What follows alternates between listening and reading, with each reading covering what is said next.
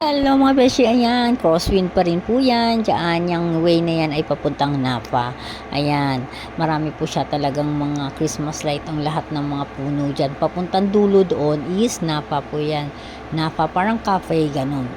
Ayan mga beshi, ang ganda talaga dyan, ayan, mga bata nagtatakbuhan, enjoy na enjoy sila kasi nga paggabi niya 6:30 na po yan ng gabi, kaya ayan madilim na po siya, ayan enjoy na enjoy sila kasi sinasamantala na po namin, kumbaga yan na lang, bawi na lang namin yan sa aming parking fee kasi wala po siyang consumable na. Dati kasi pag pupunta kami dyan, consumable yung 500 pesos na parking fee nila, kahit na magkape kayo okay na yon kasi nga consumable siya.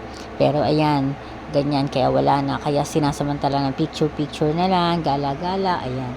After namin dyan mga beshi, ayan, kumain naman po kami dyan sa Leslie. Yan, restaurant po yan.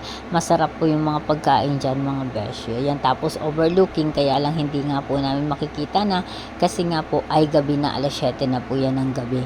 Ayan ang aming mga food, mga besh. Ang sarap ng kanilang pagkain dyan. Ayan.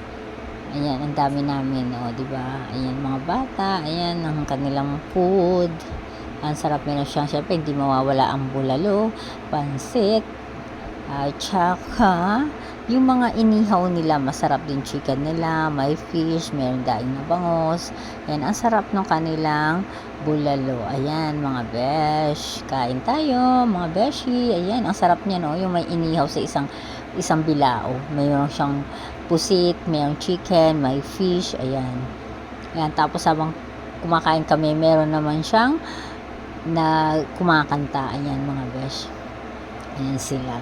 Kaya mai-enjoy mo yung food mo, kumbaga kasi kinakantahan ka habang kumakain kayo. Ayan mga besh. Ayan, masarap niyan sa Leslie, para siyang RSM din. Pero syempre maganda lang kasi ambience ng RSM kasi nga ni-renovate nila yun. Pero overlooking din siya. Kaya puno po doon, kaya ang balak namin kasi dyan sa RSM is lunch. Kaya dyan kami nag-dinner.